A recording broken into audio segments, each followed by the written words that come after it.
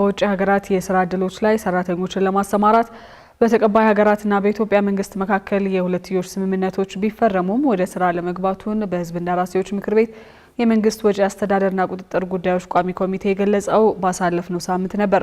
ቋሚ ኮሚቴው ይህንን የገለጸው የስራና ክህሎት ሚኒስቴርን የስራ ዕድል ፈጠራና የውጭ ሀገር ስራ ስምሪት አፈጻጸምን የተመለከተ የክዋኔ ኦዲት ሪፖርትን መነሻ በማድረግ ምላሽ እንዲሰጥባቸው የተዘጋጁ ጥያቄዎችን ባቀረበበት መድረክ ላይ ነው።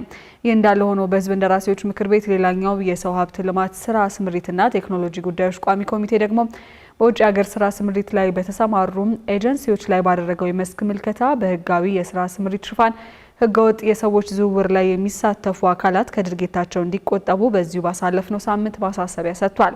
ሪፖርተራችን ፍስሐ ደሳለኝ ይህንኑ የቋሚ ኮሚቴ ማሳሰቢያን ጨምሮ ኢትዮጵያውያን ስራ ፈላጊዎች በህገወጥ መንገድ ወደ ውጭ ሀገራት የሚያደርጉት ጉዞ የሚዳስሰውን ዘገባ አሰናድቷል። እንመልከተው። የሕዝብ እንደራሴዎች ምክር ቤት የመንግስት ወጪ አስተዳደርና ቁጥጥር ጉዳዮች ቋሚ ኮሚቴ በስራና ክህሎት ሚኒስቴር የስራ ዕድል ፈጠራና የውጭ ሀገራት ስራ ስምሪት አፈጻጸም የክዋኔ ኦዲት ሪፖርትን መነሻ በማድረግ ሚኒስቴር መስሪያ ቤቱ ምላሽና ማብራሪያ እንዲሰጣቸው ባሳለፍነው ሳምንት ባዘጋጀው የውይይት መድረክ ላይ ጥያቄዎችን አቅርቧል። የስራ ፈላጊዎች አመዘጋገብ እንዲሁም አደረጃጀትና የስራ ዕድል ፈጠራን በተመለከተ ጥያቄ ያነሳው ቋሚ ኮሚቴው የአንድ ማዕከል አገልግሎት መስጫ ጣቢያዎችን ለመክፈት በየዓመቱ ከታቀደው ዕቅድ አንጻር አፈጻጸሙ ዝቅተኛ መሆኑን በጥያቄዎቹ አካቶ ነበር። በተጨማሪም ከተከፈቱ የአንድ ማዕከላት አገልግሎት መስጫ ጣቢያዎች ውስጥ አንዳንዶቹ ለስራ ፈላጊዎች ተደራሽ ያልሆኑና ቀልጣፋ የሆነ አገልግሎት እየሰጠ አለመሆኑን ቋሚ ኮሚቴው አንስቷል። በቋሚ ኮሚቴው ለቀረቡ ጥያቄዎች ምላሽና ማብራሪያ የሰጡት የስራና ክህሎት ሚኒስትሯ ሙፈሪያት ካሚል የአንድ ማዕከል አገልግሎት መስጫ ጣቢያዎች ስራ ከጀመሩ ወዲህ 1.3 ሚሊዮን የሚሆኑ ዜጎች በዚሁ ስርዓት ተመዝግበዋል ነው ያሉት። አንደኛ ወደ 1.3 ሚሊዮን የሚሆኑ ዜጎች ከዛ በኋላ ተመዝግበዋል። አጠቃላይ 3.5 ሚሊዮን ዜጎች በዚህ ስርዓት ተመዝግበዋል። በዚህ ስርዓት ሲመዘገቡ ይህን አገልግሎት ዜጎች እነዚህ ማዕከላት ጋር ብቻ እንዲመጡ ሳይሆን ዜጎች ያሉበት ቦታ ላይ ሆኖ ይህን አገልግሎት ማግኘት ያስችላል። ተደራሽነት ላይ በኮሌጆች ተጨማሪ ያሰራጨ ነው። 750 ደርሷል ማለት ነው። ከአንድ ማዕከላት በተጨማሪ ቀሪ 250 ሂደት ላይ ያለ ነው። ይሄ ተደራሽነቱን ያሻሽላል። የስራ ዕድል ፈጠራውን ለማበረታታት ፈንድ ማግኘት የሚያስችል የአሰራር ስርዓት አልተዘረጋም ያለው ቋሚ ኮሚቴው የተገኘው ፈንድም ለታለመለት ዓላማ መዋሉን ማረጋገጥ አለመቻሉን አንስቷል። እንዲሁም የአነስተኛና መካከለኛ ኢንዱስትሪዎች የፋይናንስ ምንጫቸውን የሚያጎለብቱበት የአሰራር ስርዓት በሚል ለተነሳው ጥያቄ ምላሽ የሰጡት ሚኒስትሯ ይህንኑ ክፍተት ለመሙላት የኢንቨስትመንት ባንክ ተቋቁሟል ነበር ያሉት። ከኢንቨስትመንት ሆልዲንግ ጋር ሆነን በ20 ሚሊዮን ዶላር ካፒታል የኢንቨስትመንት ባንክ አቋቁመናል።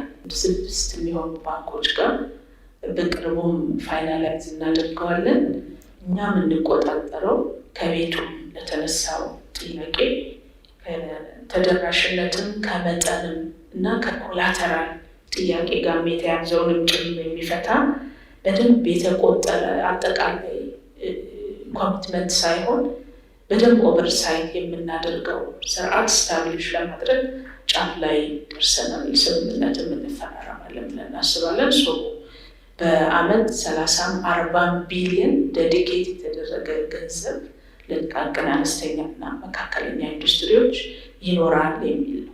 በሌላ በኩል በውጭ ሀገር ስራ ሰራተኞችን ለማሰማራት በተቀባይ ሀገርና በኢትዮጵያ መንግስት መካከል የሁለትዮሽ ስምምነት በተለይም ከኩዌት፣ ከጀርመን ኮንስትራክሽን ፌዴሬሽንና ከስዊድን ሜልጂውን ማይኒንግ ኩባንያ ጋር የስምምነት ሰነድ የተፈረመ ቢሆንም በተግባር ላይ አለመዋሉን የመንግስት ወጪ አስተዳደርና ቁጥጥር ጉዳዮች ቋሚ ኮሚቴ በጥያቄዎቹ አንስቶ ነበር። ሚኒስትሯ ሙፈሪያት ካሚል በዚሁ ጉዳይ በሰጡት ምላሽ ከእነዚህ ሀገራት ጋር የተደረጉ ስምምነቶች በኢትዮጵያ የተወሰኑ ብቻ ሳይሆኑ የየሀገራቱን መልካም ፈቃድ የሚፈልጉ ናቸው ሲሉ አብራርተዋል።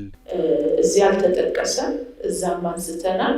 ቤሩት ከጸጥታ ጋር ተያይዞ ብንፈራረምን መላክ ከመጀመራችን በፊት ሀፕን ያደረገ ነገር ስለነበረ የልጆቻችን ደህንነት ቅድሚያ ስለሚሰጠው እንደ መንግስት አክቲቬት አላደረግነው። ችግር የገጠመውና የተንቀሳቀሰ ያልሆነው ስዊድን ሀገር ካለ ኩባንያ ጋር የተደረገው ስምምነት ነው።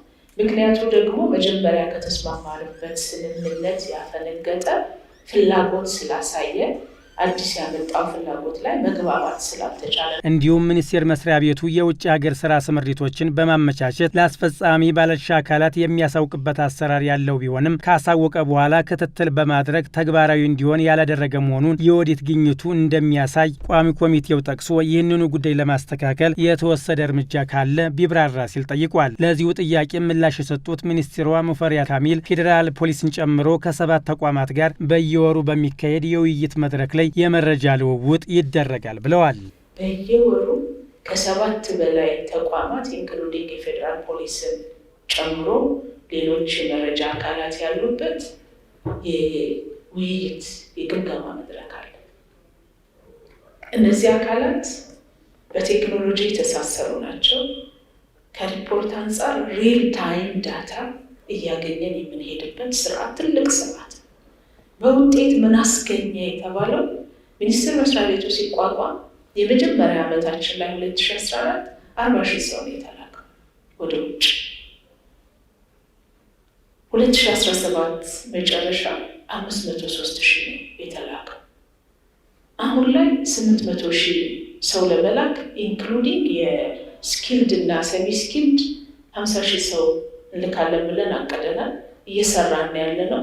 ከዚሁ የውጭ ሀገራት የስራ ስምሪት ጋር በተገናኘ የሴቶችና ማህበራዊ ጉዳይ ሚኒስቴር በተመሳሳይ ታህሳስ 9 ቀን 2018 ዓ.ም በመላው ዓለም ታስቦ የሚውለውን የዓለም የፍልሰተኞች ቀን በማስመልከት ፖፑሌሽን ሚዲያ ሴንተር ከተሰኘው መንግስታዊ ያልሆነ ተቋም ጋር በመተባበር የውይይት መድረክ አዘጋጅቶ ነበር። በዚሁ መድረክ ላይም ላለፉት 3 ዓመታት በተለያዩ ሀገራት በአስቸጋሪ ሁኔታ ላይ የነበሩ ከ500,000 በላይ ኢትዮጵያውያን ስደተኞችን ወደ ሀገር ቤት መመለሳቸው ተነግሯል። የሴቶችና ማህበራዊ ጉዳይ ሚኒስቴር በዚሁ መድረክ ላይ እንደገለጸው ዜጎች ተገቢውን ሰነድ ሳያሟሉ ወደ የትኛውም ሀገር ለስራ እንዳይወጡ የተለያዩ ስልጠናዎችን እየሰጠ መሆኑን ነበር ያሳወቀው።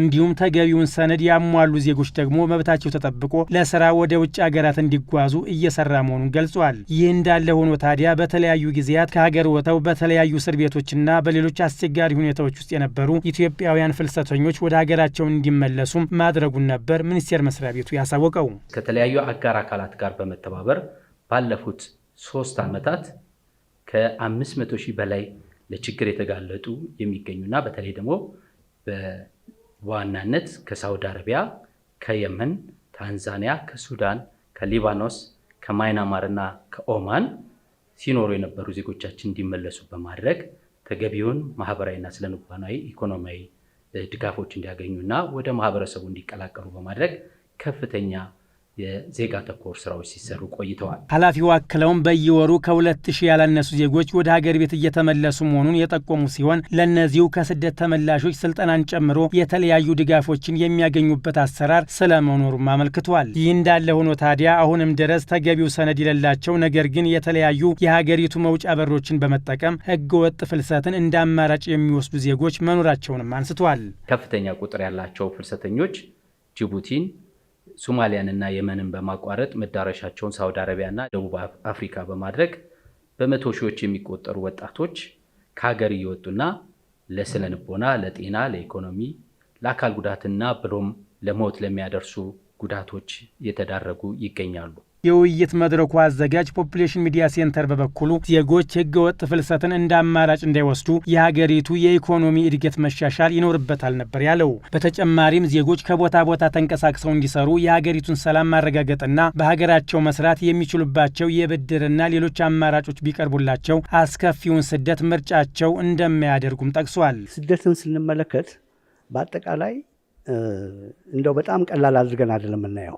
ልክ አንድ ሰው እንደው ከአንድ ቦታ ተነስቶ ወደ አንድ ቦታ ልክ እንደሚሄድ ቀላል አይነት ነገር አይደለም። አመቺ ባልሆነ ሁኔታ በየበረሃው ይሄዱ ቋሚ የሆነ ፐርማናንት የሆነ ለተለያየ በሽታ፣ ለስነ አእምሮ፣ ለሳይኮሎጂ ለመሳሰሉ እኮ እንትን የተጋለጡ ደግሞ ወገኖቻችን እኮ ብዙ ናቸው። በዘላቂነት ይሄን ነገር የምንወጣው አገራችንን ኢኮኖሚ እያሻሻልን ስንመጣ፣ ፒስና ስቴቢሊቲ ደግሞ እንዲመጣ ሁላችንም የበኩላችንን አስተዋጽኦ ስናደርግ፣ መንግስትና ፕራይቬት ሴክተሩ አብሮ ተባብሮ ሲሰራ፣ በማህበረሰቡ ዘንድም ደግሞ ያለውን ብዥታ በሂደት እየቀነስን ስንመጣ፣ ይሄ እንግዲህ ሰው ኢኮኖሚያችን እያደገ ሲመጣ የምንፈታው ችግር ነው ማለት ነው።